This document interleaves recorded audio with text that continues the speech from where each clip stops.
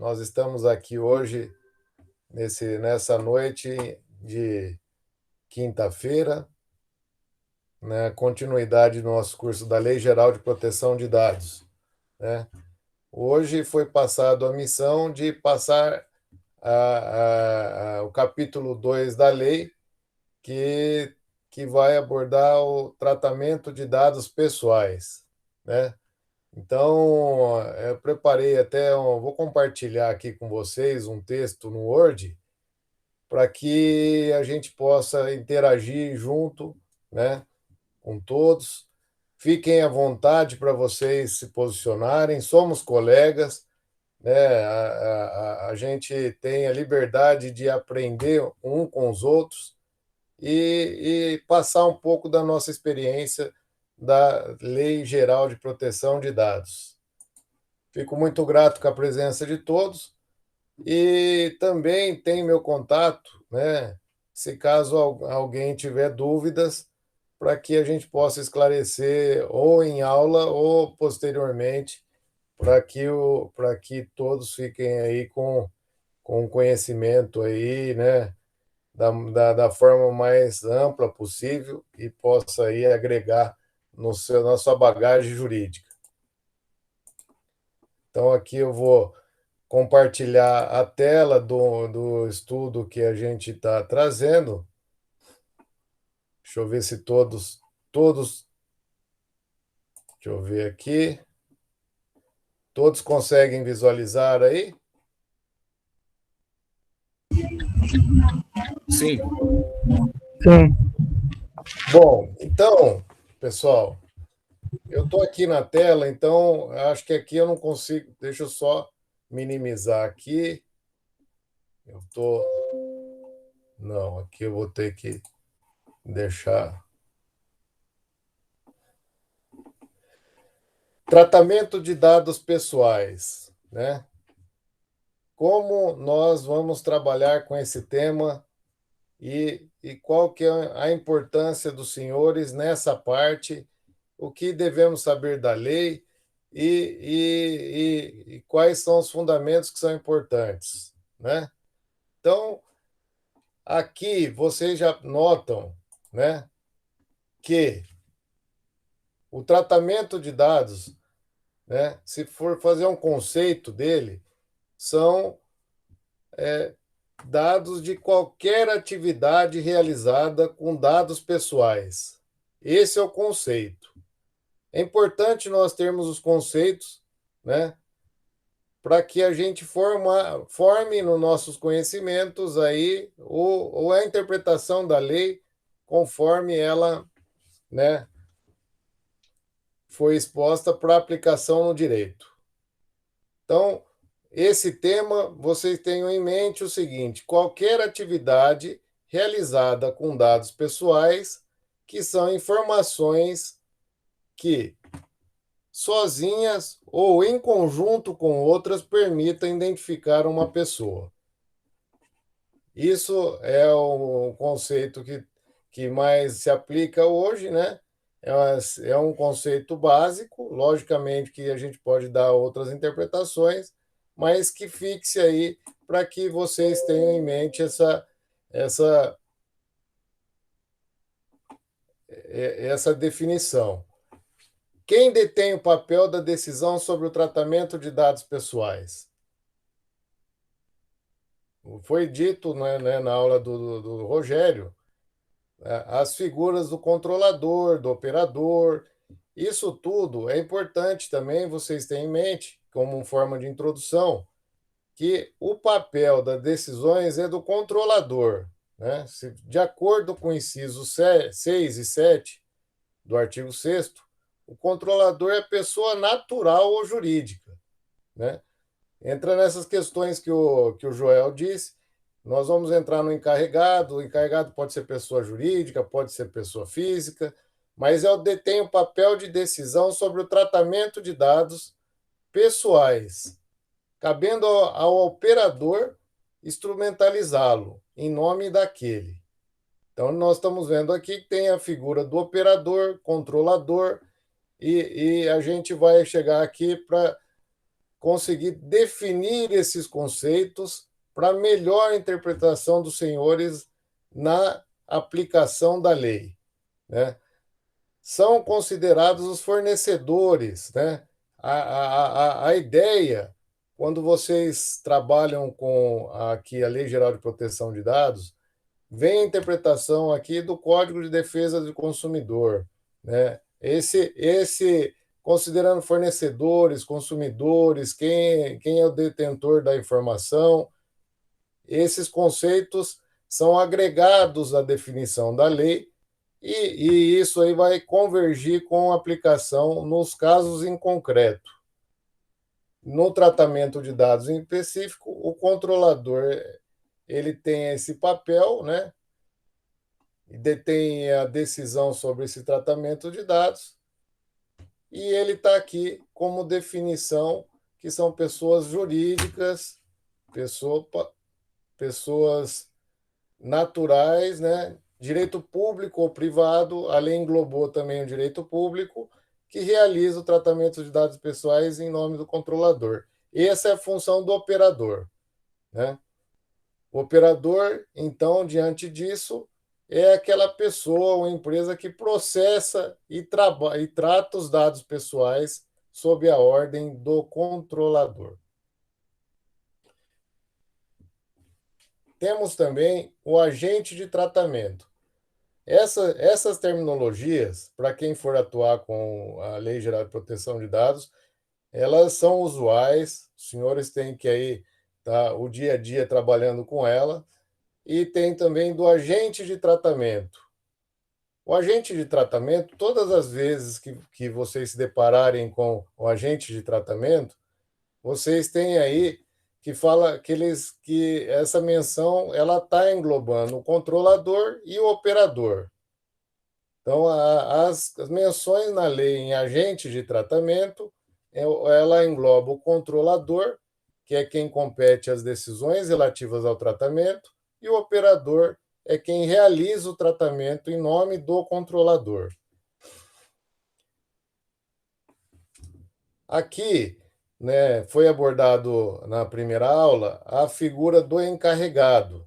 Eu trouxe esse conceito, foi bem debatido, mas o encarregado é aquela pessoa, né, nomeada pela empresa, pela lei, que a lei chama de controlador, e terá como de suas funções a mediação e representação entre a empresa e os titulares dos dados. Então, os funcionários, fornecedores, clientes e o próprio governo, que é da autoridade que foi constituída, que a lei vai trazer, vai ser abordado anteriormente, vai fiscalizar, e ela vai ser tratada no curso posteriormente. Essas denominações, né, eu acredito que são de grande importância para todos, para que vocês tenham aí das definições das terminologias da lei. Outra questão, antes de entrar nos requisitos, que eu julgo muito importante, é vocês terem em mente que a lei estabeleceu diversos princípios, né? Os princípios do artigo 6º, outros princípios de aplicação. Isso implica, né, a lei trouxe esses princípios para aplicação de acordo com o caso em concreto.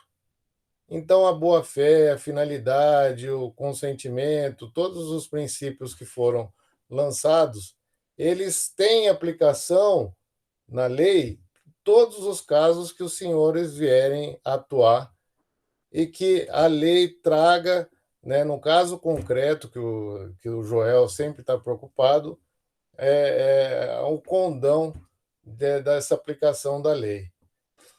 A lei ainda está faltando regulamentar muitas questões, né?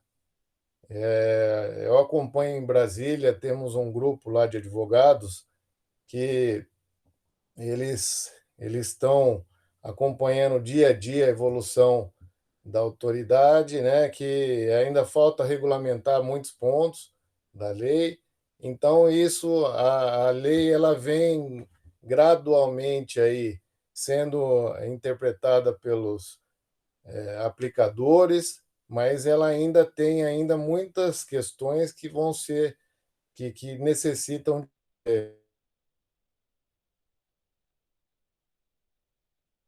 pegado, essa questão se é pessoa jurídica, pessoa física, até os limites tem ainda tem uma regulamentação, mas isso tudo ainda a lei ela vai trazer essa regulamentação. Então o Joel ainda pode ficar tranquilo que a lei ainda vai abordar bastante situações que que vai auxiliá-lo aí nessa empreitada de possibilidades, né?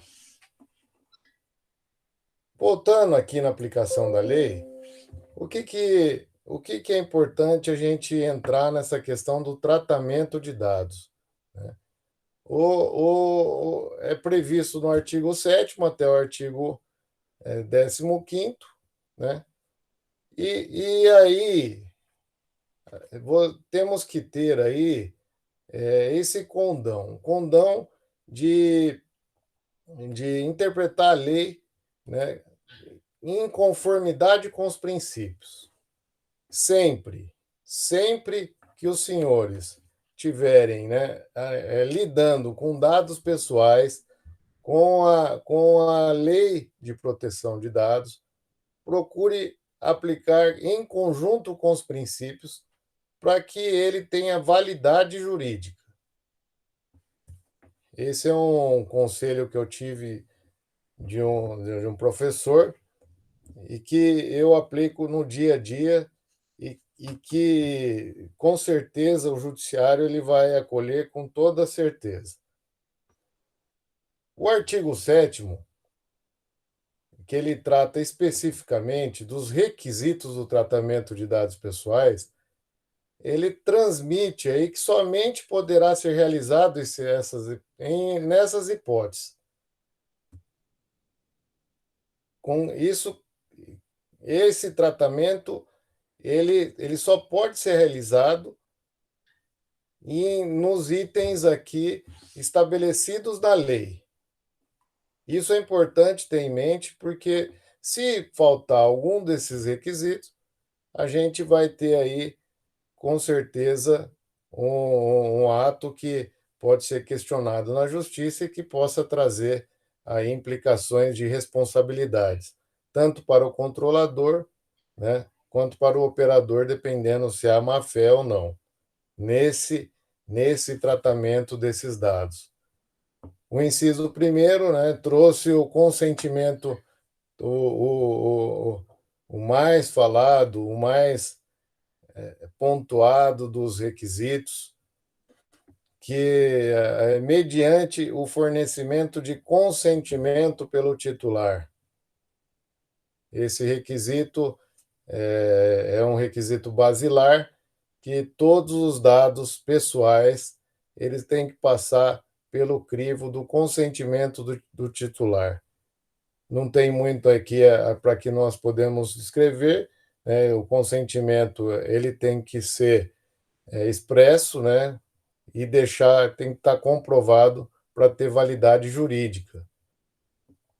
E com o cumprimento das obrigações legais, né, para o cumprimento das obrigações legais regulatórias pelo controlador. Então, é dos requisitos o cumprimento das obrigações legais ou regulatórias pelo controlador.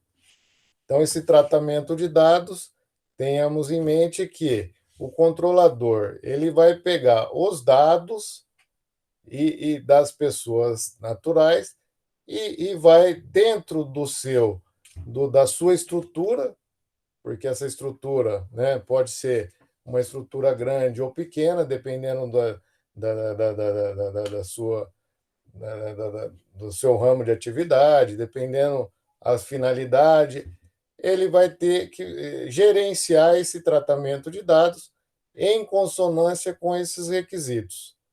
Então, você pega o artigo 3º, você vê que aqui estabelece que a administração pública, para o tratamento e uso compartilhado de dados, necessárias à execução de políticas públicas previstas em lei e regulamentos ou respaldadas em contratos, convênios ou instrumentos congêneres, observadas as disposições do capítulo 5º desta lei. Aqui também temos para a realização de estudos por órgãos de pesquisa. Então, aqui esses requisitos que o tratamento de dados tem esse condão de estudos por órgãos de pesquisa, garantindo sempre que possível a anonimização dos dados pessoais, conforme o Rogério disse, anonimização não pode ser identificado o titular dessa informação, senão ele não passa, ele não é considerado como um dado de anonimização. Outro requisito, né, que a lei trouxe para o tratamento de dados, quando necessário para a execução dos contratos, de procedimentos preliminares relacionados ao contrato do qual seja parte o titular, a pedido, a, a pedido do titular dos dados. Então, quando tem execução de contratos ou procedimentos preliminares relacionados ao contrato, do qual seja parte o titular, esses dados pessoais também têm que ser tratados, porque ele é um dos requisitos aqui estabelecidos na lei. Isso tem que ser pontuado quando os senhores forem aplicar a lei, essas obrigatoriedades, né? E aqui tem que o compromisso aí do aplicador ao estabelecer aí o tratamento desses dados. Aqui, senhores, tem para o exercício regular do direito. Também ele é muito falado, né? Quando vocês estão diante de dados pessoais, né, tem que ser tratado no exercício regular do direito, ele entra como um requisito, né, desses tratamentos, ele pode ser utilizado aí nessas hipóteses também, porque já expressa ordem legal nessas questões de exercício regular do direito nos processos judiciais, administrativos, arbitral. A lei prevê expressamente esse requisito. Para a proteção da vida ou da calamidade física, a titular ou de terceiros.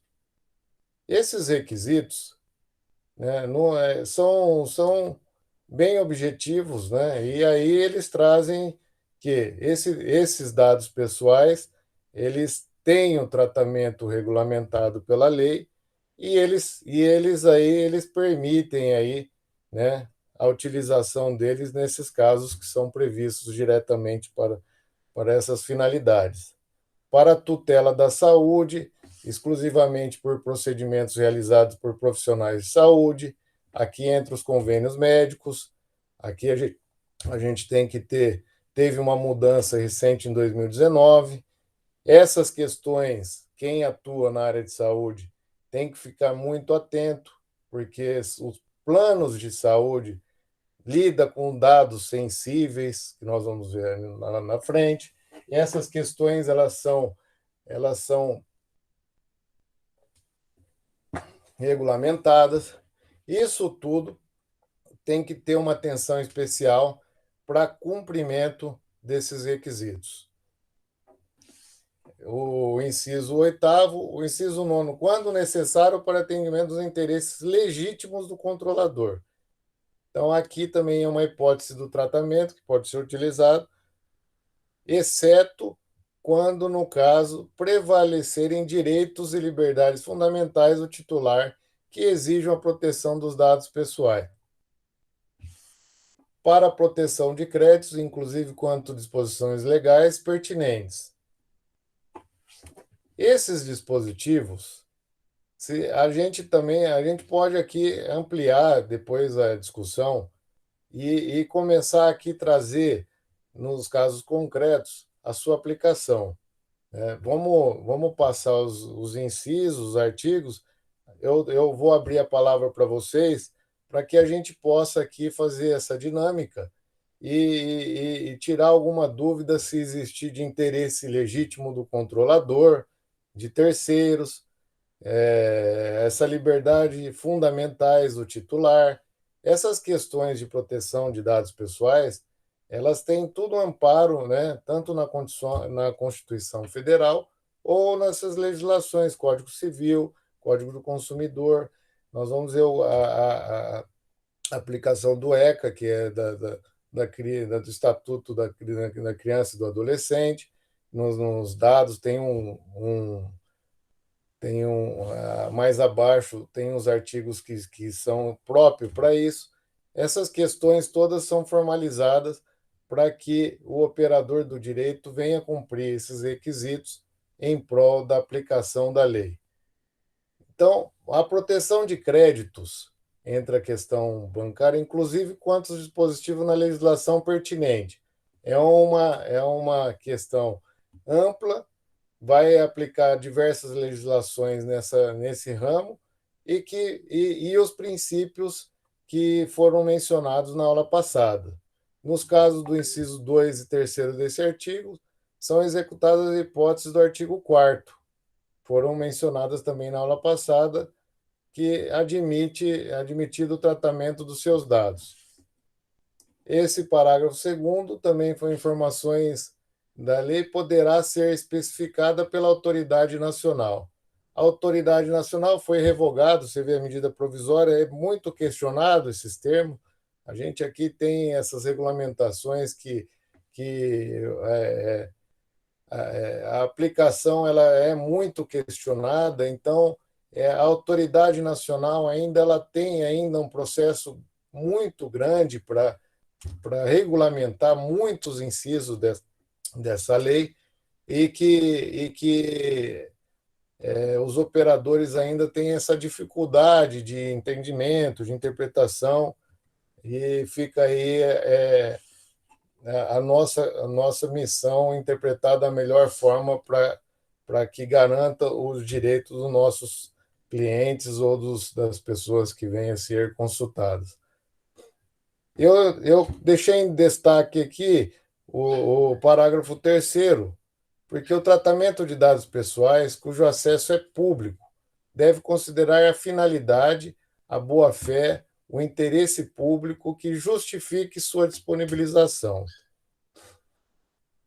Vejam bem, senhores, aqui abre a todos aqueles operadores que aplicam a lei a questão da sua estrutura, né? Quando vocês dizem que, olha, tem que gerenciar o tratamento de dados dentro do meu negócio, dentro da minha instituição, dentro do meu escritório de advocacia, tenham em mente esse dispositivo. Porque o tratamento desses dados pessoais que os senhores estiverem aí analisando, esses tratamentos, se for uma agência de turismo, se for uma operadora de crédito, se for uma empresa digital, essas questões são de fundamental importância. Por quê? Porque, primeiro, a finalidade desses dados pessoais coletados, a boa-fé, o interesse público que justifique sua disponibilização. Isso tudo, quando você está formatando esse tratamento, quando você está, né, disponibilizando esses dados, quando você está utilizando esses dados, você sempre pense nesse inciso para que tudo que vocês estiverem fazendo esteja embasado, né, na finalidade, na boa-fé, no interesse público e que justifique essa disponibilização. Eu acho que isso é primordial. A lei ela é amplamente difundida, as questões do princípio, e isso aí, com certeza, né, se for bem trabalhado, ele vai ser justificado vai evitar uma penalidade, vai evitar uma ação judicial da empresa. Isso tudo vai trazer um conforto muito grande para que o aplicador dela não esteja aí descumprindo uma legislação, né, que está em vigor já e a partir de agosto já pode aí, né, perante a sua vigência, ser aplicadas penalidades. É dispensada a exigência do consentimento quando você entra aqui você já começa a entrar numa exceção ao consentimento. Aqui é importante mencionar, são regras que existem exceções. O consentimento, então, ele tem exceções, e essas exceções elas são tratadas na lei, previsto no caput desse artigo, dos dados, tornando manifestamente público pelo seu titular. Os dados tornados manifestamente público pelo seu titular é dispensado. Por exemplo, se um aluno do Joel ele pegar os dados e pôr no Facebook, esses dados eles e foram coletados pela escola, eles não precisam de consentimento. Pelo menos é a interpretação que eu dou da lei que ela traz essa questão, falando, olha, se o titular ele tem aí esses dados manifestamente públicos, não tem sentido aí a gente ficar pegando o consentimento dele para disponibilizar, utilizá-los ou fazer esse tratamento de dados. Resguardados, obviamente, né, os direitos do titular e os princípios, mais uma vez aqui colocado, previsto nesta lei. Esses princípios, boa-fé, né, finalidade, né, interesse, né, público, isso tudo foi o que eu quero dizer para os senhores. Tratamento de dados, ele está de uma forma aqui de interpretação e a finalidade que os senhores vão ter em mente para aplicar eles, né, de acordo com o ramo de atividade e de acordo com a boa-fé que o tratamento está sendo realizado.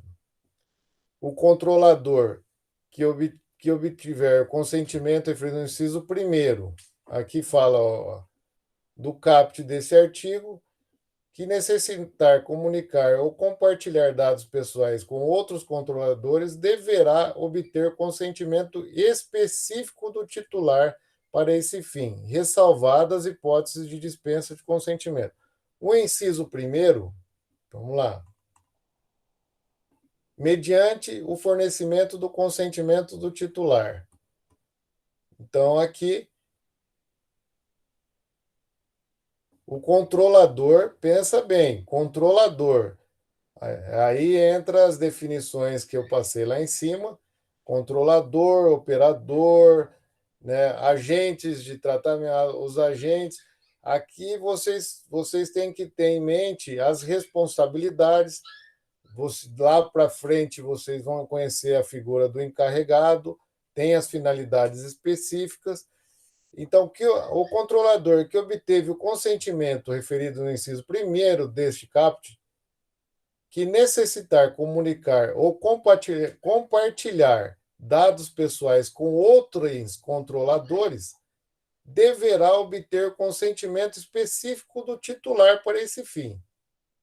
Ou seja, se você for pegar os dados pessoais e compartilhar com outro controlador, outra empresa, você precisa pegar os dados, o consentimento específico, né? Fernando, eu vou compartilhar os meus dados específicos seu com a empresa X. Você aceita? É esse inciso exatamente para isso, que ele fala que ele tem esse comando legal, né, que vai falar para você, olha, aqui nesse caso, o consentimento ele tem que ser específico por tratar-se de utilização de uma empresa ou de outra.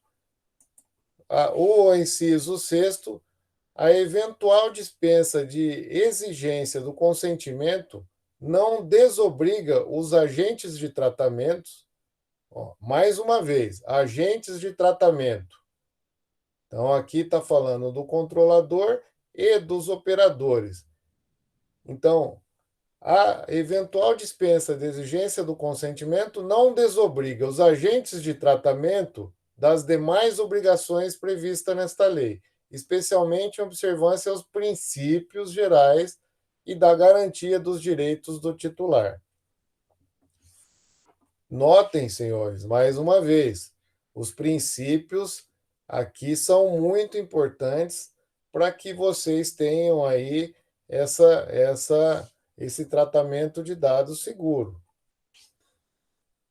O parágrafo 7º diz que o tratamento posterior dos dados pessoais, a quem se refere o parágrafo 3º e 4º, poderá ser realizado para novas finalidades, desde que observados propósitos legítimos e específicos para os novos tratamentos e preservação dos direitos do titular, assim como fundamento e os princípios previstos nessa lei. Aqui, princípios, novamente, o parágrafo 3º e 4º, que trazem aqui essa questão que eu disse da finalidade, boa-fé, e a dispensa, a exigência do consentimento previsto nesse artigo. Parece, aqui, o legislador, ele deixou muito a cargo o tratamento desses casos em concreto, da finalidade, do objetivo. Ele bateu muito, foi muito colocado, inciso por inciso, esse consentimento, os princípios, a finalidade, os objetivos. Isso tudo leva a crer que a lei está buscando aqui um equilíbrio, né? A aplicação, né, dos dados pessoais com aqueles objetivos para que o negócio foi criado e que eles não sejam utilizados, né, com má fé, sem consentimento, e que eles sejam aí, atinja aí, prejudique o titular desse direito. O artigo 8º trouxe que o consentimento previsto no artigo 7º começa aqui a trazer algumas regulamentações aos artigos, né, que deverá ser fornecido por escrito, obviamente, ou por outro meio que demonstre a manifestação de vontade do titular. Esse artigo em si, senhores, a gente pode aqui fazer, é uma tese, né? Quem for fazer pós-graduação pode aqui entrar nesse artigo, porque ele tem aqui uma vasta aprofundamento do que a gente pode trazer, fornecido por escrito, né, por meio que demonstre a manifestação de vontade do titular. Hoje, sabemos que o consentimento ele é por escrito, por clique. Mas será que tem que demonstra a manifestação de vontade do titular? Essa pergunta até eu gostaria que os senhores fizessem uma reflexão e até se os senhores quiserem, né, se posicionar, o que é para os senhores a manifestação de vontade, a demonstração de manifestação de vontade do titular? Isso aqui, para comprovação da lei, não é tão simples, né?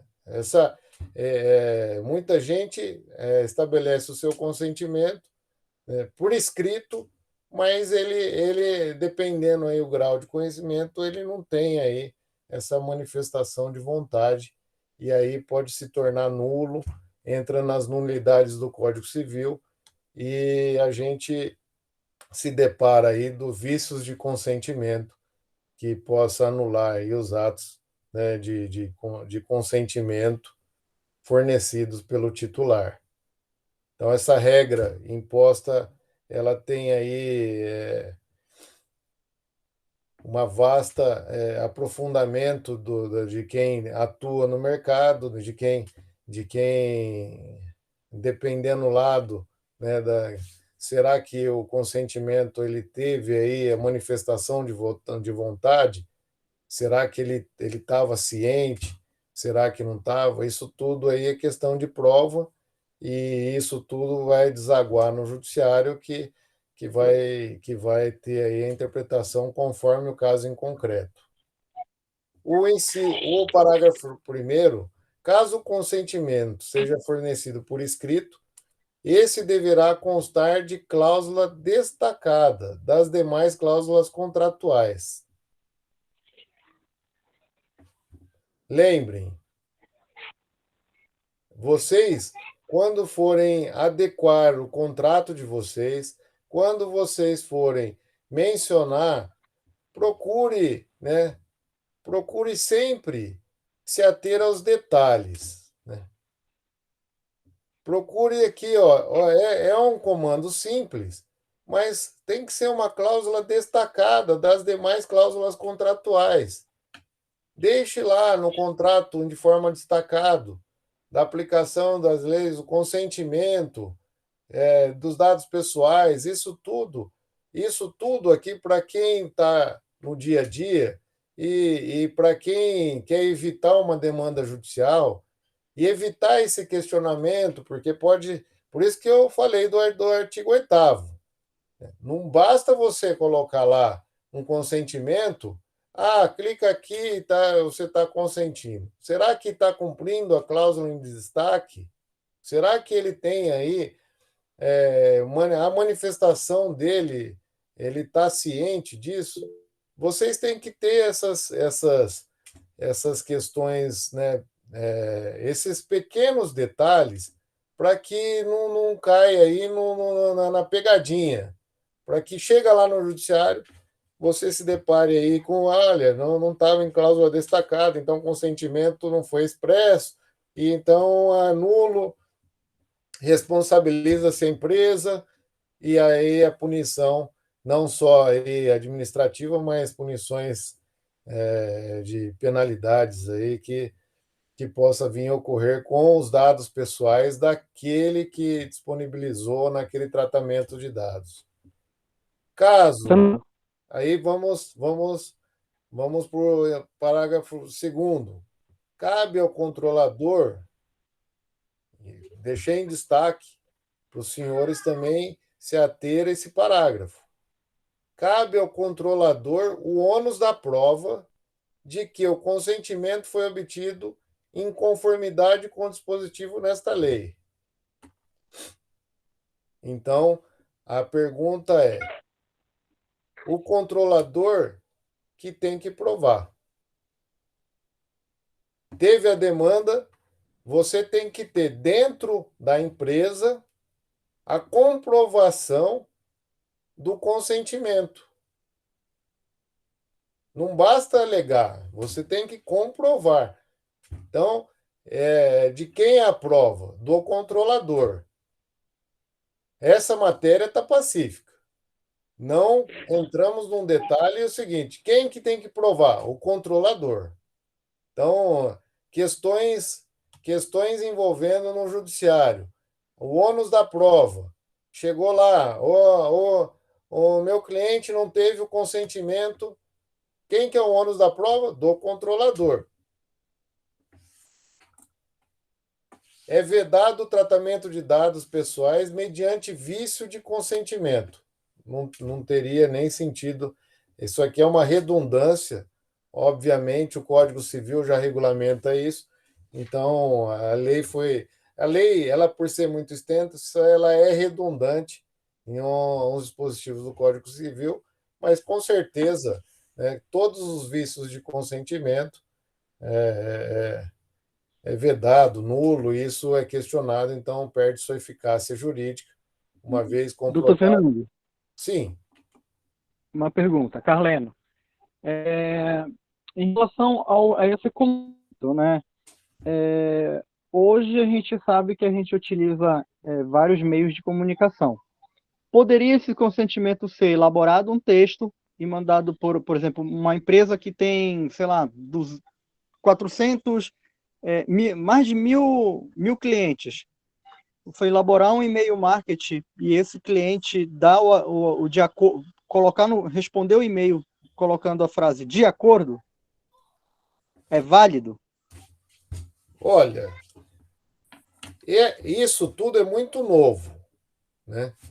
Se você colocar validade, aí entra essas questões de comprovação. Quando você questiona, você me coloca, olha, Fernando, é válido ou não? Isso aí, ele é válido se ele cumprir a lei. Ele cumpriu a lei, ele é válido. E quem comprova que ele cumpriu a lei? Quem que é o ônus da prova? É do controlador, ponto. Isso eu posso afirmar com 100% de certeza. A validade, uma vez questionada no judiciário, ela tem que ser comprovada pelo controlador. E essa comprovação, como que ela é feita? Quando ela cumpre a lei.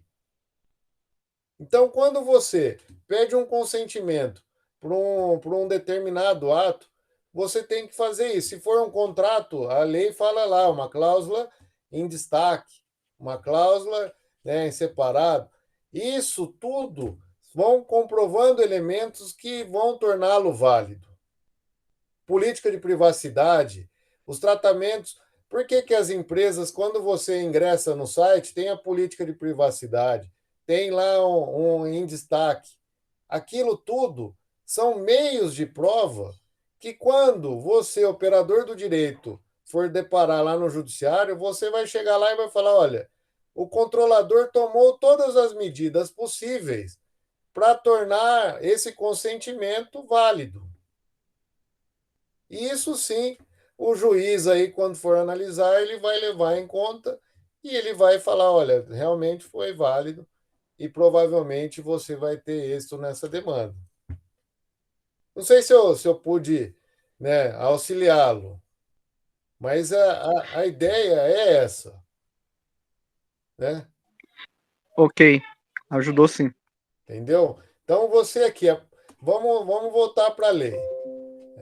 Esses consentimentos, essa boa-fé, você tem que sempre espelhar as suas interpretações, né, conforme os ditames da lei. Então, aqui você está em mãos as suas responsabilidades, os seus requisitos. Isso tudo não tem segredo. É uma lei que ela abrangeu muitos conceitos. É uma lei que esse curso ele tem aqui uma vasta interpretação, mas que esses detalhes vocês vão no dia a dia começar a pontuá-los e aplicar, né, no caso concreto. Vamos lá. O consentimento deverá referir-se a finalidades determinadas e às autorizações genéricas para o tratamento de dados pessoais serão nulas. Aqui mata a charada de muitos questionamentos, por mais que fala o seguinte: as autorizações genéricas são nulas. Então, com certeza, se você aqui for defender isso aqui no judiciário, você vai perder. A validade de uma declaração genérica é nula. Então, não tem nem o que se falar, o artigo é expresso e aqui não tem muitos nem comentário. O consentimento pode ser revogado a qualquer momento. Aqui entra a questão da. Quando você orientar a estruturação do cumprimento da legislação, você tem que ter mecanismo dentro da aplicação da lei do consentimento e da revogação. São mecanismos que é o seguinte: eles têm que ser da mesma forma que eles foram consentidos, revogados.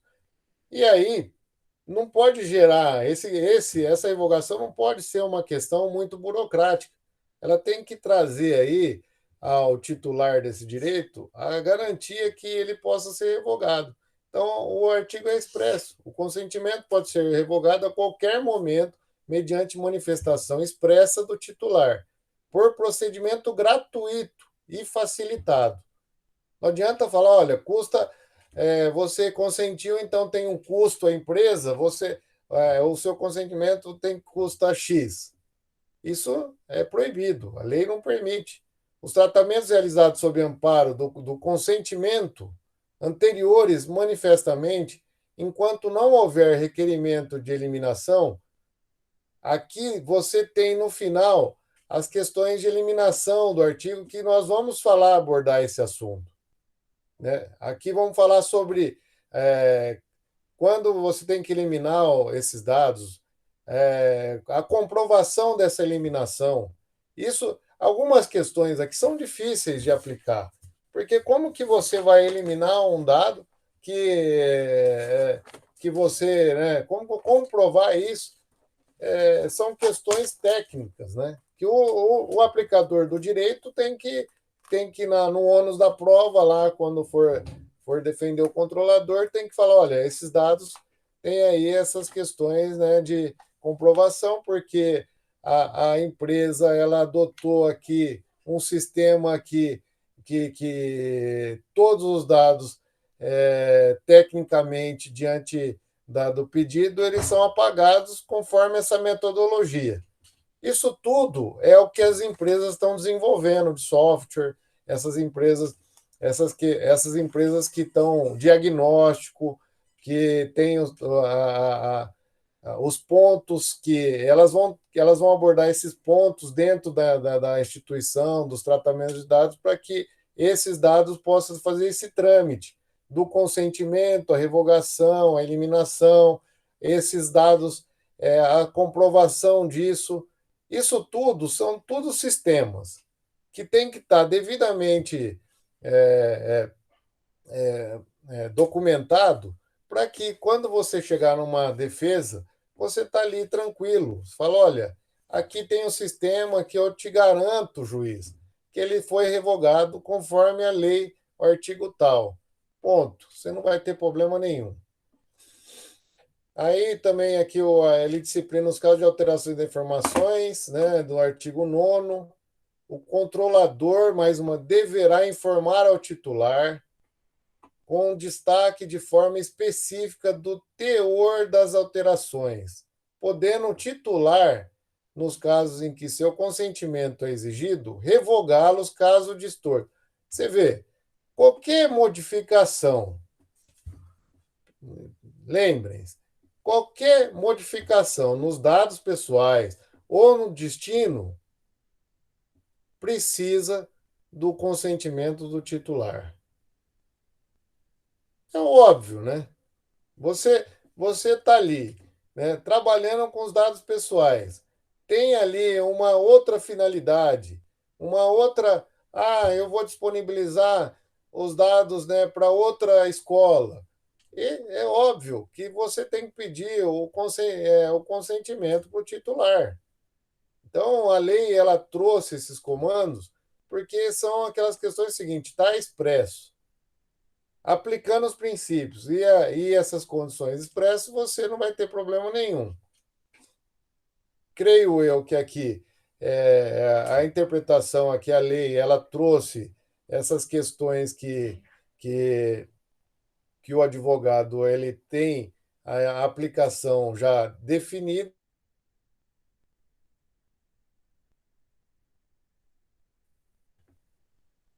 O titular do direito ao acesso, o artigo 9º, o titular tem direito ao acesso facilitado a informações sobre o tratamento de seus dados. Mais uma vez aqui, foi o que eu disse. Sistema. Chega para o seu cliente, fala, olha, eu preciso que você desenvolva sistemas facilitados, que tragam aí de forma simples, objetiva, que tragam aí o consentimento. Isso tudo a lei está trazendo. Não tem segredo. Ó, todos os artigos que a lei trouxe aqui, por mais que a gente possa entrar numa discussão jurídica, ela tem esse contexto que você que trata os dados pessoais traga acesso facilitado. informações sobre o tratamento dos seus dados. Fala, olha, Fernando, estou trazendo aqui para você meu RG, CPF, né? Minha sensível aqui, os dados sensíveis de etnia, de raça, cor, enfim. E aí você tem que ter lá um sistema seu comprobatório, que você é o controlador, que traga aí essa legitimidade, a validade que foi questionada por nosso colega. Então, isso tudo são questões que são simples, que eu entendo, que eu acho que é lógico que o encarregado, que o Joel falou, tem que saber disso. Não adianta, fulano, você vai ser o encarregado. Não adianta. Você vai colocar uma pessoa que não sabe a lei. A lei tem que saber, tem que entender, tem que ler, tem que saber esses detalhes da lei. Porque se o encarregado não souber, ele vai poder aí gerar para o controlador, né, o descumprimento e ações judiciais, o descumprimento da lei da lei, né? Você tem que ter aí o conhecimento para ser o facilitador ou a ponte aí com a autoridade, né? O titular aqui, então o titular tem direito ao acesso facilitado às informações sobre o tratamento de seus dados, deverão ser disponibilizados de forma clara, adequada, ostensiva, entre outras características previstas em regulamentações. Regulamentações. Não temos ainda. Não temos. Não adianta a gente aqui ficar querendo criar regulamentações, mas aqui existe em trâmite em Brasília, né? Isso eu estou acompanhando. Tem uma equipe que está fazendo, autoridade lá, está fazendo as regulamentações. Isso aqui ainda não está ainda, né, fechado para que a gente possa bater o martelo em alguns conceitos, né, do que é forma clara. Isso aqui tem algumas coisas, a função do encarregado ainda tem ainda algumas questões que estão sendo regulamentadas. A regulamentação é o atendimento dos princípios do livre acesso. Então, quando você, mais aqui, livre acesso, então está falando o seguinte, vai precisar de regulamentação. Só que ela traz aqui dentro do livre acesso os incisos, né, que ela exige para que aquele tratamento de dados cumpram esse livre acesso. Então, tem a finalidade específica do tratamento, a forma e a duração do tratamento, observados os segredos comerciais e industriais, a identificação do controlador. Isso tudo está dentro dessa regulamentação, do princípio do livre acesso. Você tem que ter lá quem que identificar o controlador, informações de contato do controlador. Você tem que identificar o controlador, identificar, olha, tem que estar lá no seu site. Isso a lei fala, você tem que ter o livre acesso para o titular. Nada mais do que justo. Você é o titular desse direito, você tem que ter, olha, a escola do Joel tem que estar identificada, ou a informação tem que estar lá, os dados dele tem que estar lá. Isso que a lei exige, como aqui o livre acesso, o princípio do livre acesso. Informações acerca do uso compartilhado dos dados, essas informações e a finalidade, a responsabilidade dos agentes que realizarão o tratamento. Aqui você vê que está entrando na política de privacidade, porque quando você estabelece uma política de privacidade, você começa a trazer essas questões mais bem definidas, né? Aí já é uma empresa um pouco maior, é uma empresa que tem operadores aí que estão tratando desses dados. E aí esses dados têm acesso aí por algumas pessoas, então começa a ter aí um condão um pouco maior do que da aplicação, né, pequena do dia a dia. Os direitos do titular, como menção explícita aos direitos contidos no artigo 18, que aqui vai falar do artigo 18, ele diz quando vai ser excluído os que vai ser falado lá para frente. Na hipótese de o consentimento, hipótese em que o consentimento é requerido, esse será considerado nulo caso as informações fornecidas ao titular tenham conteúdo enganoso ou abusivo, ou não tenham sido apresentados previamente com transparência. Notem, senhores, aqui vocês tem um compromisso desse consentimento, validade desses consentimentos, que eu acho que a pergunta foi muito pertinente, porque você vê, quando que é válido? Aqui você já está tendo algumas respostas. Aqui tem aqui, informações fornecidas ao título tenham conteúdo, se tiver conteúdo enganoso ou abusivo, ou não tenha sido apresentadas previamente com transparência, transparência, de forma clara, inequívoca, é nulo. Então, aqui cuidado que as ações judiciais vão se deparar aqui, né? Vamos lá. Meu consentimento estava de forma transparente. Está descumprindo o parágrafo 1º do artigo 9º, que traz. Então, isso, artigo 2º, isso daí, essas hipóteses aqui vão ser a maior parte dos questionamentos jurídicos que os senhores vão se deparar no judiciário ou questionamento de quem tem os dados. Então, o consentimento, quando for requerido, tem que cumprir essas questões, né? Informar, na hipótese em que o consentimento é requerido, se houver mudança da finalidade para o tratamento de dados pessoais não compatíveis com o consentimento original, o controlador deverá informar previamente o titular sobre as mudanças de finalidade, podendo o titular revogar o consentimento. Olha, seus dados aqui têm a finalidade da sua matrícula para o curso aqui do primeiro ano, né, da faculdade.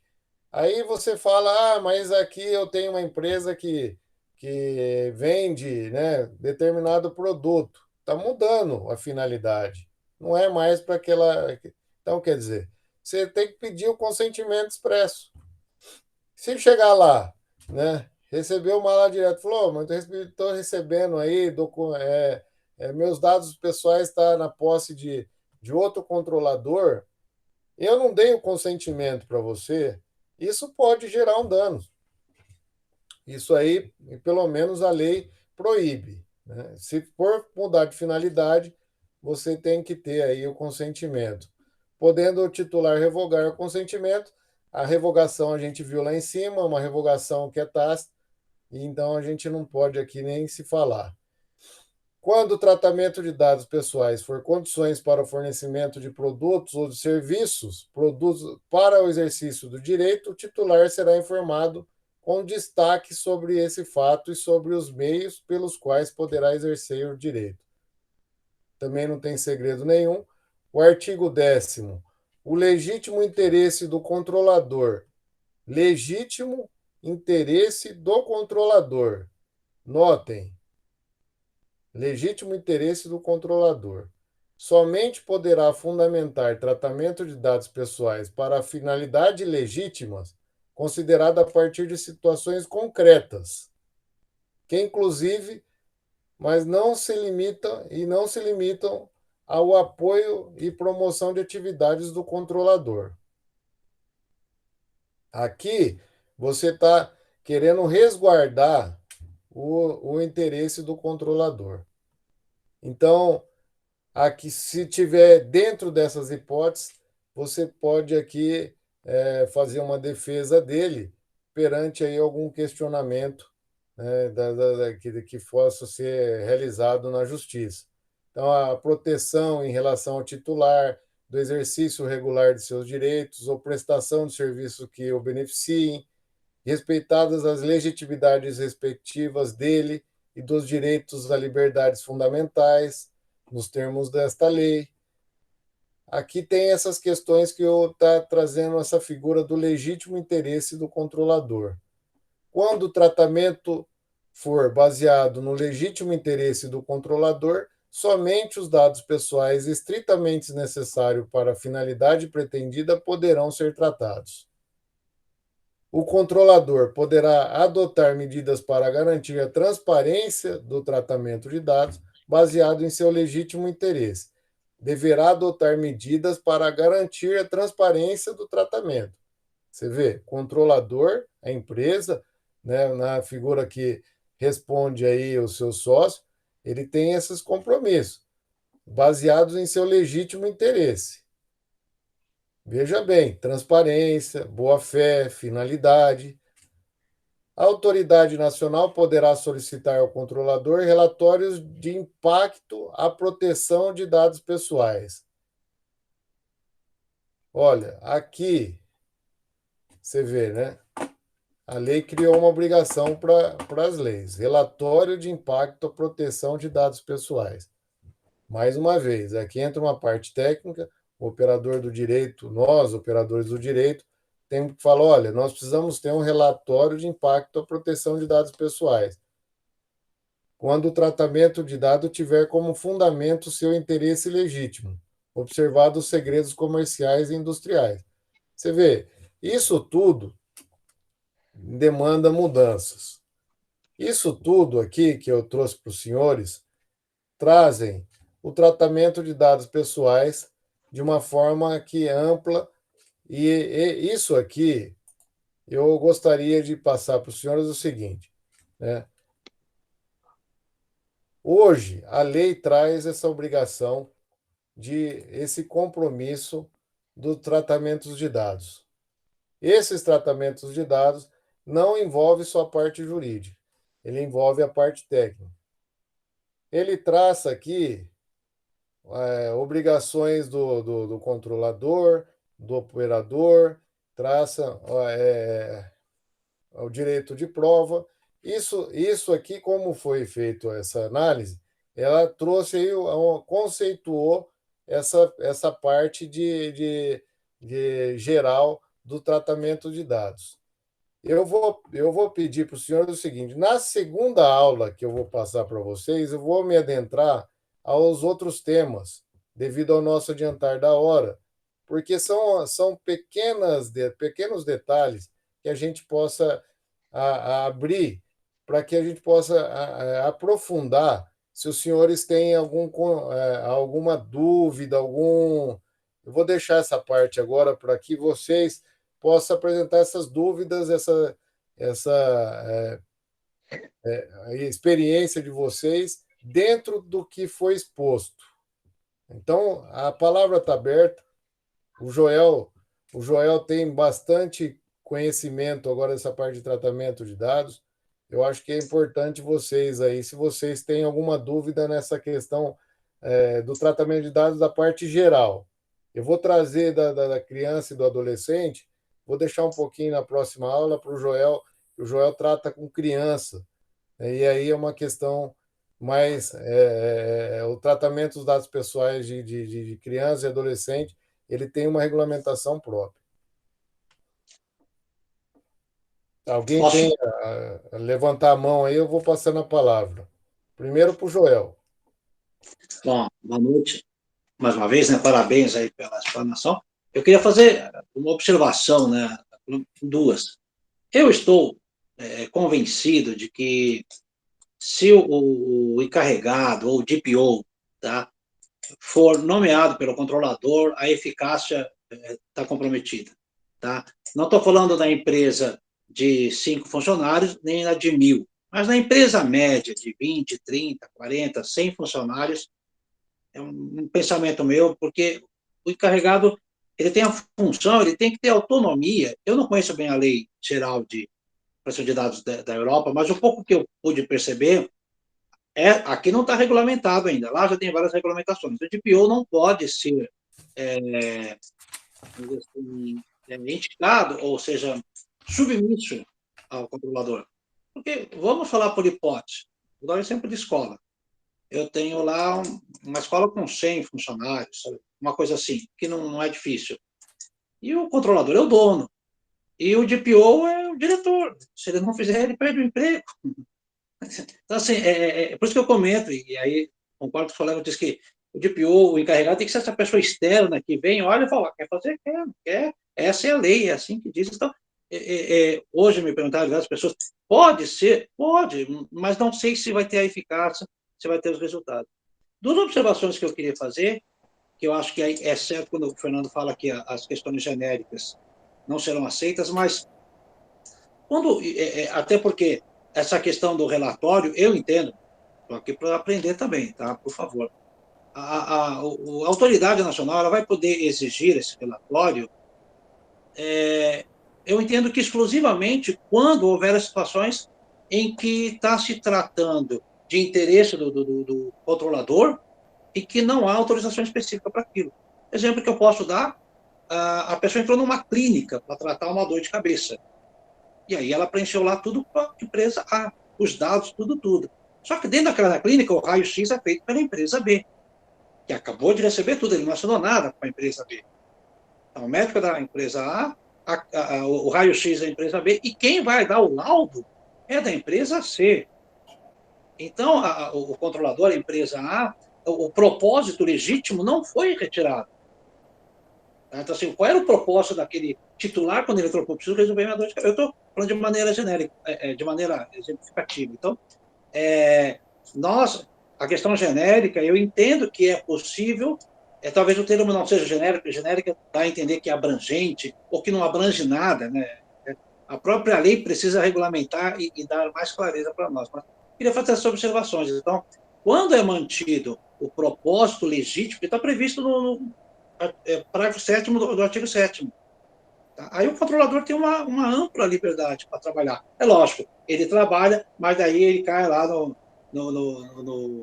na obrigação de fazer o relatório de impacto dessa decisão que ele tomou, né? Então, o controlador, o nome já diz, ele controla, ele pode tomar as decisões. Eu não tenho autorização do paciente para mandar esse dado para a empresa, mas eu preciso mandar, porque a empresa B que vai fazer a radiografia, a empresa C que vai me mandar o laudo. Então, ele faz isso e se submete a um eventual relatório de impacto para a autoridade. E tudo isso, se o DPO, a pessoa que efetivamente está com ele, pode rebater ou vir de contra, opa, aí que pode. Então, é nesse sentido que eu comento que se o contrato for bem elaborado, no que diz respeito ao propósito, a legitimidade do titular, o controlador tem assim, ele não está tão amarrado como parece que a lei faz com ele, né? Tá? Agora, lógico, e aí eu divido muito na minha forma de ver, na minha magra forma de ver, né, simples, quando eu falo de compra e venda e quando eu falo de prestação de serviço. Eu até acho que devia ter duas leis. Eu vou na Casas Bahia comprar uma geladeira, eu dei meus dados para comprar geladeira, ela chegou, acabou a relação. Isso aí. Agora, eu estou numa empresa de serviço continuado, nós temos a doutora Sandra que não está aqui hoje, porque acho que é aniversário de alguém, ela até mandou mensagem, né? Mas o caso dela é convênio médico, é prestação continuada. Então, às vezes tentam aplicar para prestação de serviço os conceitos de comércio. Então, e a lei se confunde um pouco, né? Não é que ela se confunde, ela não traz essa clareza. Tá? Então, esses os comentários que eu queria fazer para os mestres aí, nesse sentido de Joel, que... o que nós tivemos aqui, quando você faz uma comparação, a regulamentação dos dados pessoais, ela foi mundial, ela está sendo mundial. Muitos países já existe essa regulamentação, outros não. E lá é CPO, aqui foi dado a denominação de encarregado. Essa questão do encarregado, ela tem umas diferenças quando você aplica outras leis em outros estados, outros países. Lá, ele tem um compromisso muito maior que o nosso. O nosso, ele trouxe 4 itens, vai ser dito aqui. Tem um capítulo dele. Mas o judiciário já está entendendo que alguns cargos dentro da empresa não pode ser o encarregado. Por quê? O encarregado vai ter acesso a esses dados. Quando você nomeia um encarregado na sua empresa, ele às vezes tem acesso. E se tiver ou algum questionamento de alguma irregularidade, ele tem por obrigação, né, ser o mediador com a autoridade nacional. Por isso que por mais que a empresa traga o encarregado, né, aí nomeado pelo controlador, ele tem um compromisso com a lei. Não sei se é esse ponto que o senhor quis dizer, mas a lei obriga ele a tomar determinados atos, que o encarregado ele tem aí, senão se ele agir de má fé, ele não responde, mas se ele agir de má fé, ele entra no campo da responsabilidade dele. Só que, volto a falar, a lei, nossa, ela limitou a função do encarregado, né? Existiu aí, agora está existindo o papel dele, pessoa jurídica, pessoa física, porque eles querem aí colocar o encarregado como um procurador aí, um cara que vai auxiliar na aplicação das normas. Então, quando a pessoa diz que o encarregado pode ser pessoa de fora, o encarregado pode ser pessoa jurídica, é porque o papel do encarregado nesse momento é você pegar ali, juntamente com o comitê, que você pode criar um comitê para aplicação da Lei Geral de Proteção de Dados, e ele pegar e falar, olha, aqui se direciona no cumprimento disso, ele se torna aí um mediador ou um aplicador da lei na instituição. Então, muitos cargos, por exemplo, aquele operador que está no dia a dia tratando dos dados, já existe decisão judicial impedindo. Chefe de departamento de TI que tem acesso aos dados, os dados pessoais, ele tem uns posicionamentos que estão impedindo ele de ser o encarregado por conta disso. Ele não pode orientar uma coisa que ele está fazendo. Tem que ser uma pessoa que esteja fora dessa relação, que não exista segregação de função para atuar como encarregado. Essa é o ponto, até onde podemos dizer hoje, mas isso está passível de regulamentação ainda, a autoridade nacional ela vem forte, isso ainda é novo para a aplicação do direito. Concordo plenamente com o Joel, a questão é o seguinte, os dados pessoais para alguém que compra uma mercadoria, ele é específico para aquele ato, então ele serviu para aquele ato, então ele não é contínuo. Então, isso aí, obviamente, o tratamento desses dados ele é diferente para um plano de saúde. Isso aí não tenho dúvidas. E é isso que o operador do direito tem que ter. Né? Vai o advogado, vamos lá. Você tem seu escritório de advocacia. Os dados pessoais que você recebe, qual a finalidade? Finalidade é aquela específica lá no exercício da sua advocacia. Você tem aí que o advogado, além de tudo, tem que ter aplicação do código de ética nosso. Vocês já pararam para pensar? Porque além de você fazer o tratamento de dados daquela pessoa, você tem dados que você nem poderia revelar por conta da questão ética profissional. Por isso que eu dei muita ênfase no tratamento de dados dos princípios. Princípio da finalidade, boa-fé, do consentimento, isso tudo, se você pegar ao pé da letra, a lei ela procura facilitar para o operador e para o titular. Eu sou titular dos meus dados pessoais, né, raciais, dados sensíveis, e eu tenho aqui que ter o controle sobre eles. Não o Joel. Né? O controle dos dados do Joel é do Joel, não é do Fernando. Então, eu acho que a lei caminhou bem nesse ponto. A lei veio, ela é uma lei que regulamenta. O Brasil tem esse contexto, né? Ele faz uma lei muito robusta, só que o contexto é esse.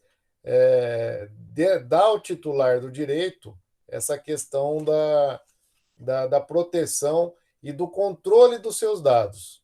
Então, toda a sua relação hoje, você tem o seu controle.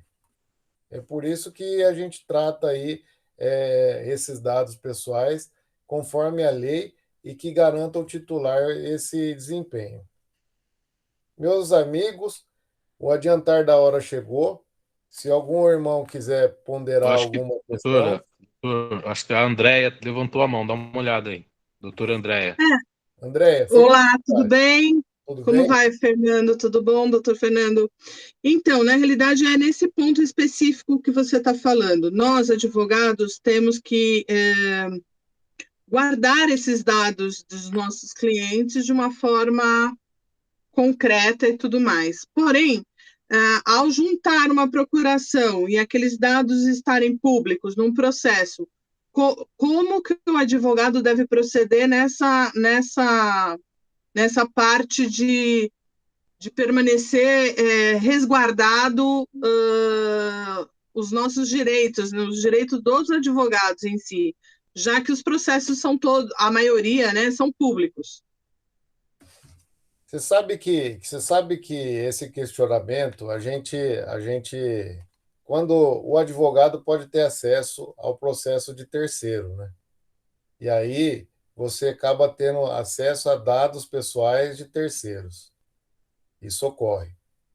Mas Sim. se você notar, quando você vai ter acesso ao processo, você já tem que fazer login e senha. O acesso aos dados daquele processo, porque existe conflitos de norma. O processo é público, né? Todos, a não ser nos casos de segredo de justiça. Aí vem uma norma falando que os dados pessoais competem ao titular. Então, nós temos que analisar a legislação em conjunto.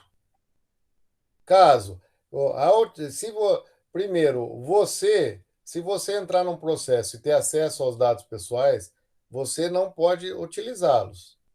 Não pode nem fazer tratamento desses dados, porque esses dados pessoais, são dados que você teve acesso porque você é advogada, o processo é público, o seu nome está registrado lá. Se porventura você utilizar os dados pessoais de outra pessoa, sem o consentimento deles, você vai responder por esse fato. Só que hoje o judiciário ele está caminhando para criar ferramentas que possa resguardar num processo os dados pessoais.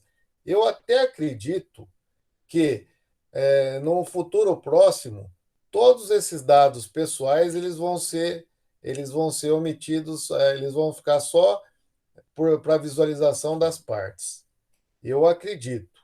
Mas aí é aquilo que eu estou te falando. Existe um conflito aí, existe leis que estão vigentes, que uma é, ela impõe a publicidade do processo e a outra ela garante o direito do titular daqueles dados. Mas você vê, a gente está aí precisando de muitas regulamentações, porque é o seguinte, o Estado tem o direito de acesso da sua informação, mas você não tem acesso direito à minha informação, né? Então, isso tudo é o que nós estamos agora, essas regulamentações, e a gente vai ajustando, que a gente vai aplicar no dia a dia. O escritório de advocacia que você tem é a mesma coisa. Você tem que colocar no seu contexto. Se você no seu escritório tem aí acesso aos dados, o seu tratamento desses dados, você tem que a política de privacidade geralmente presume-se que dentro do seu tratamento desses dados você tem aquelas regras. Então, às vezes, existe orientação de algumas pessoas que, dependendo do tamanho da empresa ou do escritório, nem precisa de política de privacidade, uma vez que os dados estão sendo operados só por você. Então, isso tudo ainda são questões regulamentadas. Mas é muito interessante a sua observação. Eu acho que a gente tem que amadurecer, porque a internet hoje ela permite a visualização de dados, senha de todo mundo, dados pessoais, CPF, RG, né? Isso tudo, o Estado ele tá com aí com essa obrigação de começar a regulamentar para que esses dados não fiquem vagando, né, sem o consentimento do titular, porque também tem que cumprir, né? É isso que eu penso. O Joel está querendo levantar a mão para falar um pouco sobre isso. Eu tive uma discussão no ano passado, eu usei como prova emprestada. Nós não conseguíamos localizar determinada pessoa, porque o nosso cadastro era antigo. Ele movia um processo contra uma concessionária, tá? Nós fomos lá, pegamos o endereço dele e levamos. Na audiência, o colega comentou, os dados foram retirados, sim, eu falei, pelo princípio da economia processual, porque por mais que eu tenha que dar os dados, custa ao Estado ir atrás dessa pessoa. E o juiz nem questionou. Nós pegamos mesmo, e já foi agora, a LGPD já estava vigindo, e o colega questionou. A finalidade, a pessoa, quando procura escritório, ela sabe, ela está nos autorizando a divulgar os dados dela dentro dos limites da lei. Não era um processo, ela não viu um processo de uma concessionária de um carro zero que veio com defeito. Estava lá os dados, Não, mas nós levamos a finalidade daqueles dados naquele processo, não era para ela ser intimada. Mas nós usamos, e tive um colega que questionou verbalmente numa audiência que nem deu andamento. Eu aleguei princípio da economia processual, o princípio da publicidade, a pessoa não quer ser pública, então não dê os seus dados. E era um processo comum.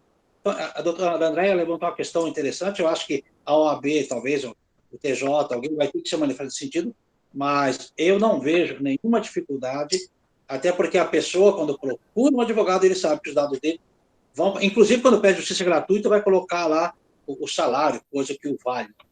É a decisão da pessoa. Eu vou passar a palavra para o Rogério falar um pouquinho, Joel. Eu só gostaria de complementar só essa questão do processo, assim como se nós formos fazer uma busca na junta comercial de uma empresa, nós vamos ter acesso aos sócios, na Receita Federal, no cartório de imóveis, nós vamos ter os dados das pessoas. São dados públicos que, em tese, a lei diz que o que é público não há necessidade do consentimento. Mas nós temos sempre que lembrar que depois que a lei diz que não há necessidade do consentimento, no próprio inciso, ela diz, desde que observada a finalidade, a boa-fé. Então, não é porque o dado alguém tem acesso a esse dado, porque ele está público, no caso, um processo, por exemplo, que ela pode ser usando de qualquer forma. Ela pode pegar o e-mail, o telefone, colocar no banco de dados e começar a fazer marketing para a pessoa, vender os dados dela para terceiros, e é exatamente isso que a lei vem dizer, sempre naquela questão. Olha, primeiro o inciso tem que ter o consentimento, aí você tem várias outras situações onde você não precisa do consentimento, mas ela sempre fala, observados os direitos do titular, observados os direitos do titular. Então, essa aqui é a questão. O advogado em si não tem que se preocupar com o acesso aos dados por terceiros de um processo que está público. Tá? Em tese, seria um problema do Tribunal de Justiça, do TRT, resolver essa questão, porque o processo é público, é o princípio da publicidade do processo. O que não pode ser feito é usar esses dados, quem teve acesso aos dados não pode usar de forma indevida. É isso que a lei quer proteger. Então, não é porque você teve acesso, porque um documento é público, uma escritura, uma matrícula de um imóvel, um contrato social, um processo, não é por isso que quem tem acesso a isso pode chegar e começar a vender os dados da pessoa, pode começar a tratar e colocar no banco de dados dela, começar a trabalhar o produto dela, ver onde aquela pessoa mora, se aquele produto dela é interessante ou não. Então é isso que a lei fala. É público, mas não pode ser usado indiscriminadamente. Eu só gostaria só de ter complementado isso mesmo. Bacana, viu, Rogério? Andréia, a palavra é sua. Eu agradeço a disposição aí de vocês de me esclarecerem e vamos à luta, né? Porque, na realidade, eu acho que vamos sofrer aí algumas consequências dessa nova lei. A gente tem que pensar o seguinte, a lei, ela quando entrou em vigor, ela não previu muitas situações. Essa foi uma delas. Porque os dados pessoais nossos, a internet circula. É isso, esse debate é um debate que merece, sim, a gente ter em mente, porque existe uma regulamentação, né? O titular, ele que é o responsável pelos seus dados. Uma vez que ele está público, sem sua autorização, ele está descumprindo a lei. Para o titular, aí entra o interesse, será que essa questão, né, Rogério, isso aí, eu acho que a lei vai ter que pegar agora, com o andar da lei, a jurisprudência vai começar aí a traçar os caminhos, porque eu tenho certeza absoluta, Joel, que se você pegar uma prova de um processo, se o advogado for inteligente, ao ponto de fazer, ele vai instaurar esse questionamento. Ele vai chegar e vai falar: olha, essa prova é nula porque está usando os dados pessoais do meu cliente, esses dados sem autorização dele. Mas, enfim, aí é uma questão seguinte, jurídica, que é uma questão que a jurisprudência vai entrar nesse campo, porque vai entrar as exceções, pode usar, não pode usar, defender interesse legítimo, vai depender muito ainda do caso concreto. Mas uma coisa é certa, os dados pessoais estão disponíveis na internet e quem está fazendo esses tratamentos de dados, o judiciário não, né? O judiciário é a parte, mas os outros sites eu acredito que vai ter que remover os dados pessoais a pedido aí de muita gente. O que você acha, Rogério? Mas é exatamente isso, Fernando. Agora, com a vigência da lei, que já tem aí 1 ano, e agora com as sanções, aos poucos que vai sendo realmente regulado e conhecido como é que o judiciário, a NPD, realmente vão tratar esses assuntos todos. De qualquer forma, o que nós temos sempre que ter em mente, de qualquer dado que você tenha conhecimento, seja ele público ou porque ele foi fornecido pelo titular, de que ele tem que ter uma proteção. Ele não pode ser usado indiscriminadamente, não pode ser usado à vontade. Esse é o resumo da legislação. E quem não obedecer é que vai sofrer realmente as sanções. Então, vou finalizar a aula aqui, e aí eu vou trazer aqui um compromisso para o Joel. O Joel, vou abrir o espaço para você, Joel, na minha próxima aula, de 10 minutos, que você vai falar dos dados sensíveis da criança e do adolescente. Então, a próxima aula minha, fica atento que quando eu voltar nos assuntos, você vai ter 10 minutos no começo da aula que você vai trazer isso. Eu acredito que os seus ensinamentos são bem bacanas e a gente dá sequência no nosso curso. Até a título nosso que a gente está programando, Joel, de ter um trabalhinho de cada um de vocês, eu acho que você tem esse compromisso conosco. E aí, na próxima aula, a gente dá sequência, né, Stefson, a lei ela é muito rica de detalhes. A gente está procurando abordar a lei, porque a lei, você vê, são pequenos detalhes que a gente está criando os conceitos e está na aplicação no dia a dia.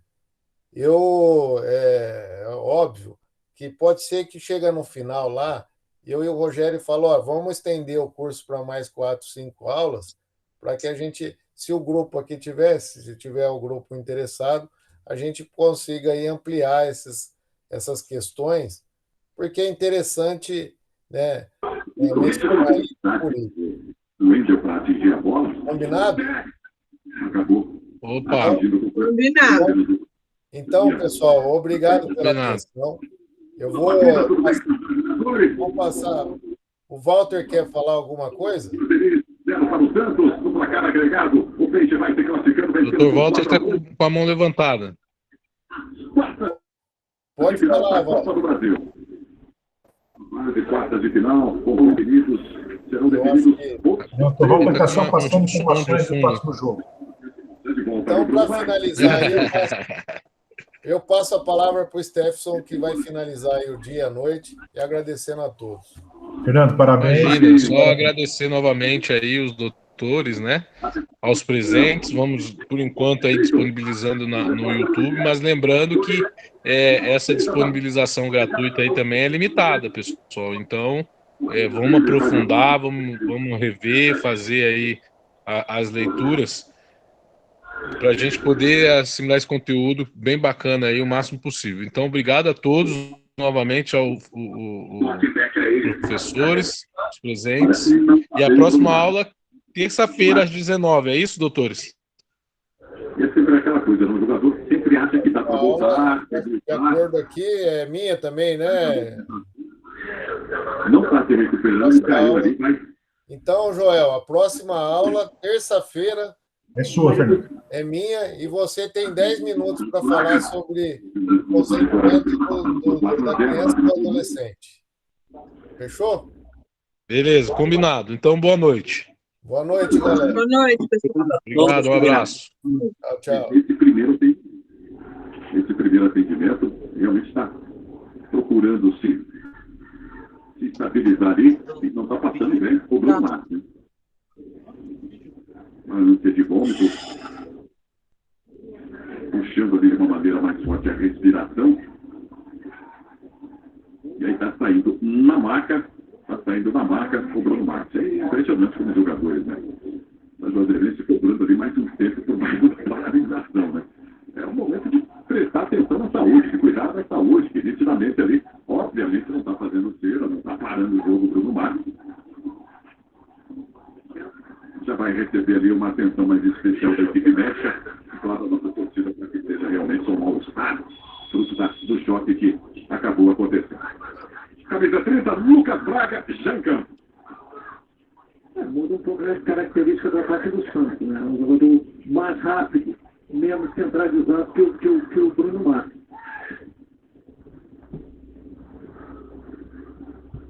Marcos Guilherme já faz a abertura pelo lado esquerdo, bem do Santos, a bola chutada, bola fechadinha.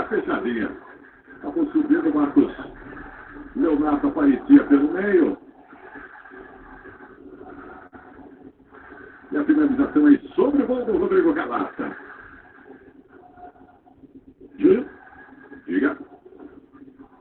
Eu estava falando do Marcos Leonardo, né? 18 anos, ele foi escolhido para substituir o Caio Jorge no jogo contra a Chapecoense pelo Campeonato Brasileiro, né? Largou na frente aí na disputa pela titularidade, inclusive já está negociando a renovação do contrato. Falta sofrida pelo Jamerson. Forte feito pelo Pará. Para a cobrança, o Daniel. Tentando ali exatamente nas pontas do Pará. Pará tomou uma bronca. Precisou da cobertura do Kaique, exatamente depois da cobrança no lateral, nas costas ali do Pará. Era para o Kesley. Tem escanteio, Daniel na cobrança, 23 minutos e meio.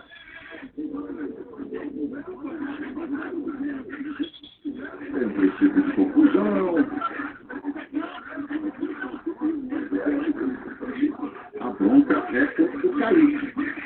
O Kesley.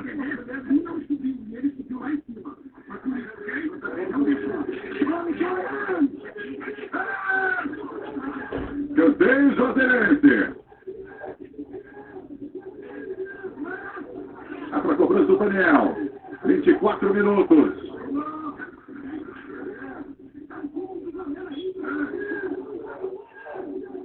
Muita conversa na área. Demora a cobrança com a bola alçada.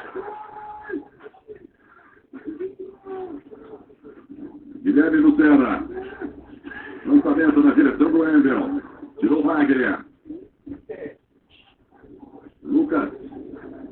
Já faz a ligação. Está ali o Marcos Guilherme. Lucas Braga. A tabela é curta. Ivoneia aparece pelo meio. Se organiza o Santos.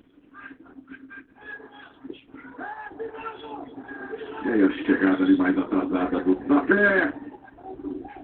E aí mais uma falta. Português, somos todos campeões.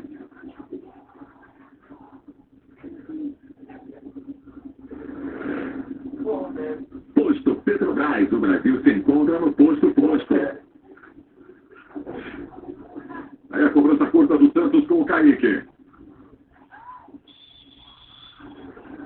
O jogo não anda, hein? O jogo não anda, o jogo não flui. O Santos não cria. O Juazeirense tem o seu estilo, mas está na tela, mas vai vencendo por 2-0. Mas isso é o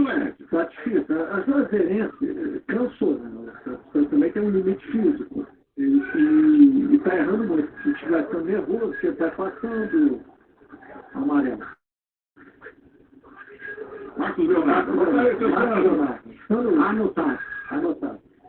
Então, o tempo vai passando, a Juazeirense vai começando, vai deixando de ter aquele time aplicado, da bola longa, do jogo mais pragmático, calculista, vai ficando nervoso, e o Santos está jogando muito mal, né? Não conseguiu se adaptar ao gramado, é difícil mesmo, porque o gramado é muito ruim. Agora, em termos de inspiração, o Santos faz um jogo muito quadrado. Entrou frio, pensando que era um amistoso, que estava resolvido, se complicou no primeiro tempo e consegue administrar no segundo tempo muito mais pela falta de imaginação, pela falta também de condicionamento físico da Juazeirense, que isso aí está muito claro, time cansou.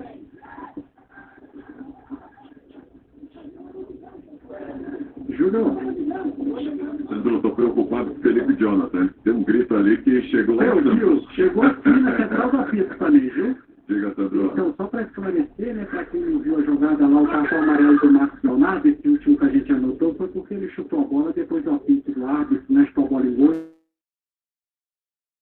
Por isso o árbitro deu o cartão amarelo.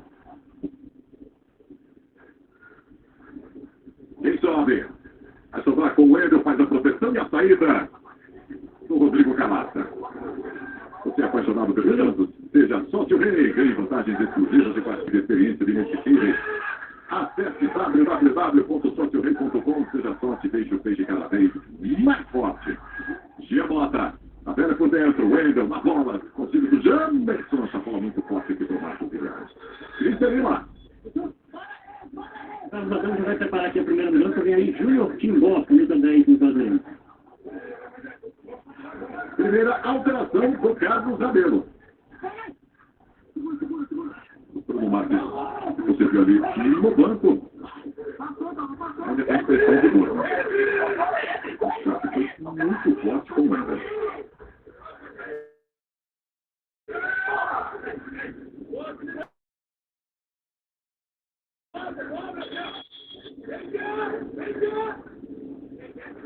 E aí agora vai a terceira alteração. A primeira da equipe baiana.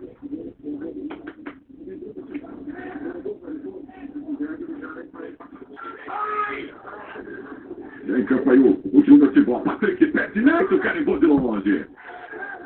Guilherme Lucena. Levou vantagem na disputa. Bola vem por baixo, tira o Wagner. Guilherme Lucena, novo levantamento. A disputa pelo meio era pro Cauã. Wagner, pressionado, tirou o rebote novamente da Juazeirense. Aí o Patrick. Vai em inversão. Giamota, pressionado pelo Daniel. Ainda para evitar essa saída, mas já pressionado. Giamota. Campos já reclama ali de uma dividida, de uma falta. Vai pressionar cada vez mais, né? Vai pressionar cada vez mais a Juazeirense. Júnior Timbó, bela bola esticada para o Daniel. Esse é um chute, né? Ao invés de um cruzamento, o Lucas Braga domina. Tenta o passe pelo meio, não chega no Marcos Guilherme. Não consegue sair do Santos. Wendel tem a tabela, Ivonei pelo meio. Chama a falta a equipe do Santos. Chegou a falta o Kaique. No segundo tempo, os cartões saíram do bolso do Douglas da Silva. E o Júnior Timbó já amarelar. Chega! Foi o Jamerson que saiu, tá? O zagueiro para a entrada do Júnior Timbó. O Jamerson já tinha amarelo e bota um jogador de meio campo, de criação. Deve recuar o Sapeta, eu acho. Júnior, diga, Luzete. O Diniz, né, com essa substituição, quase vai dar um abraço no Rabelo, né? Porque ele é talvez o técnico brasileiro que mais tem facilidade para tirar um zagueiro, colocar um jogador de outra posição, recuar o meio campista para a zaga. O Diniz deve ter dado até uma piscada para o Rabelo aqui, ó. Parabéns, professor. Você não tem escola. Daí, Ivonei. Tem que usar, né? Tem que usar. O professor está acabando para a Juazeirense. Marcos Guilherme. Coloca na área. Vem o desvio de cabeça. A bola vai para fora. Seja mais uma vez a chegada do Santos. Aos 30 minutos, a bola sobre o gol do Rodrigo Calata. Somos todos campeões.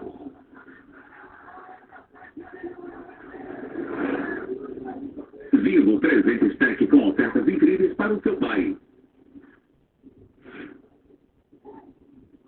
Na sequência tem mais Copa do Brasil ao vivo, tem ABC e Flamengo.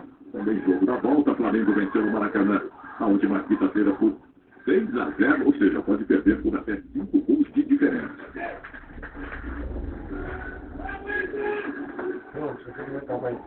Juazeirense tem falta. Guilherme no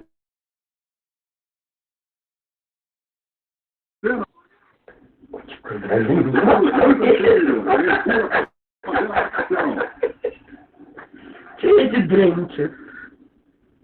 Ele não usou nada da segunda série até hoje. Autoriza a arbitragem. Guilherme Lucena faz o levantamento na direção do Ian. Essa bola alçada de frente. Ele faz a folha. Favorecer muito mais a marcação. Lucas Braga voltou, acompanhou e aí. Apenas o tiro de Isso. Ele está procurando alguém para sair aí, mas. Feliz é um jogo à parte, né? Ninguém morreu ainda não.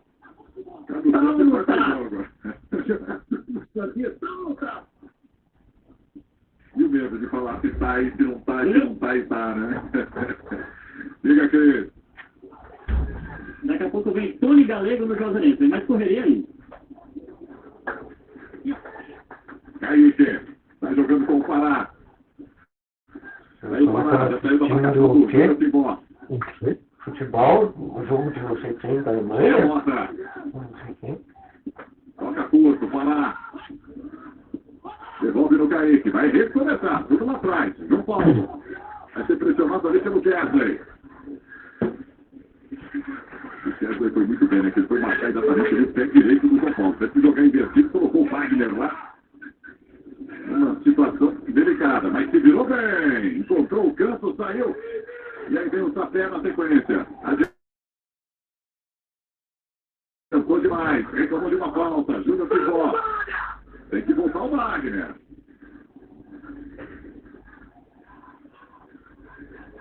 (33 minutos do Santos. Já esteve nas oitavas de final da Copa do Brasil em 12 oportunidades. Deixa avançou as quartas em 8 e acabou sendo eliminado 4 vezes. Viu? Diga. Aí saiu o Sapé para a entrada do Tony Galego. Daqui a pouquinho sai uma história interessante sobre o Tony Galego. Lucas Braga. Foi desarmado, recuperou. Kaique está jogando por dentro. Gemota se posiciona, recebe, domina, vai. Dá um tapa nessa bola mais à frente para o Lucas Braga. E aí o corte feito pelo Wendel. E agora tem a paralisação para as alterações.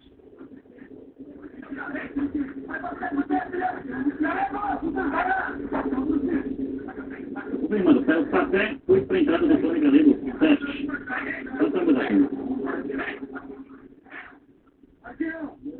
Aí o Tony Galego com a número 7.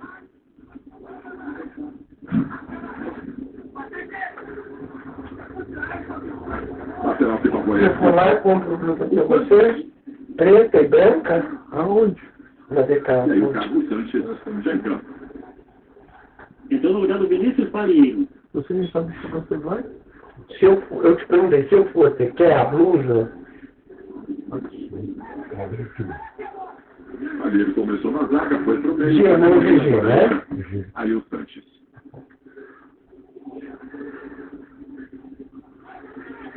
Cobrança do Pará. Igorei, tenta colocar na área.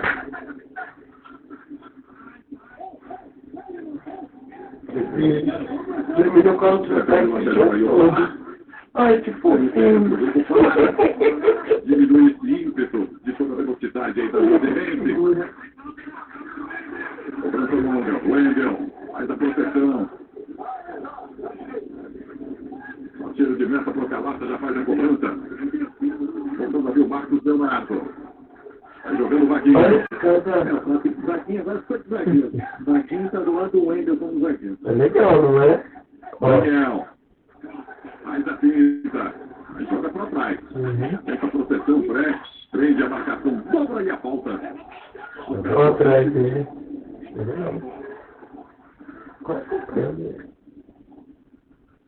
Daniel, tem casquinha. Aí o Tony Galego. Chato ali o Tony Galego, hein?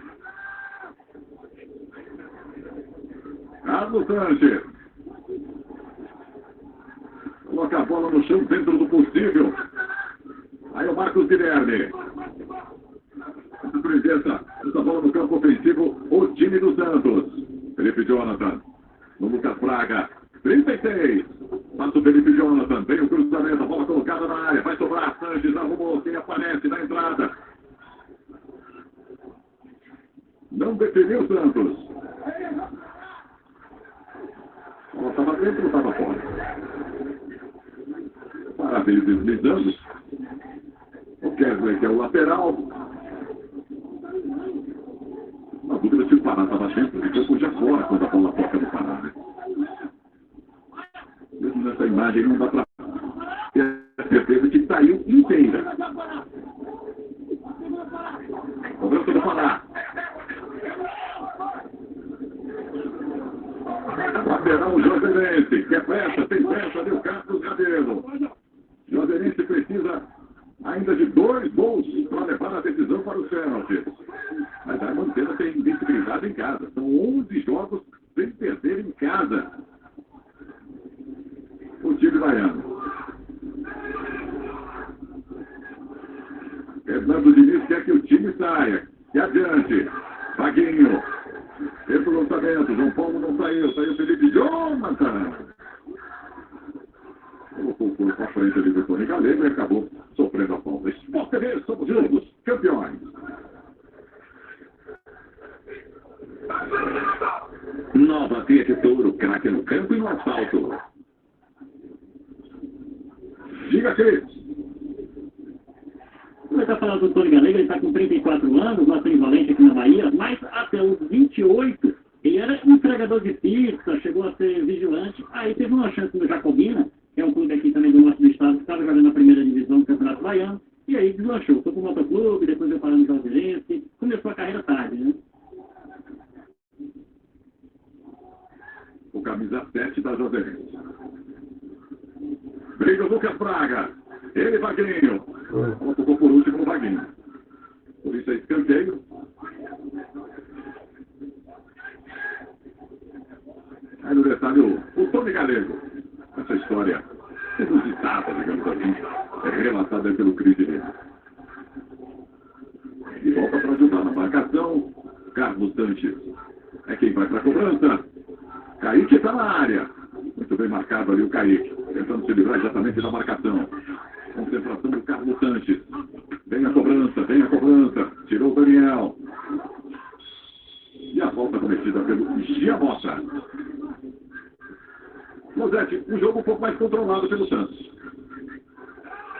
Júlio, o Santos começou a partida com 4 jogadores que a gente chamar de titular e termina com o dobro, termina com 8. Todos que entraram têm vaga na equipe do Diniz e faz com que tenham mais experiência, aproveitam a Juazeirense cansada para retomar um pouquinho da posse de bola, para ter mais a bola no campo de ataque. Agora, muito brava a Juazeirense, que tirou o Vaguinho da proteção à zaga. Ele foi um volante que fez saída de 3 com zagueiros do jogo todo, abriu mão, pôs na zaga, coloca 2 homens por fora, o Galego de um lado, o Kesley continua do outro, tenta sufocar os armas que tem, assim, independentemente do que vem acontecendo nessa reta final. Está de parabéns o time da Juazeirense. E vai vencendo, Daqui a pouquinho mais uma operação e agora a advertência ali da arbitragem. Antes da cobrança de falta, Guilherme e Luciano está ali preparado para colocar essa bola na área. Mais uma vez, o Kesley se envolvendo em confusão. Não está ouvindo, não. Presta atenção, Kesley. Presta atenção, não ouviu, não tem autorização para cobrança de falta. Guilherme e Luciano. 40 minutos em Juazeiro.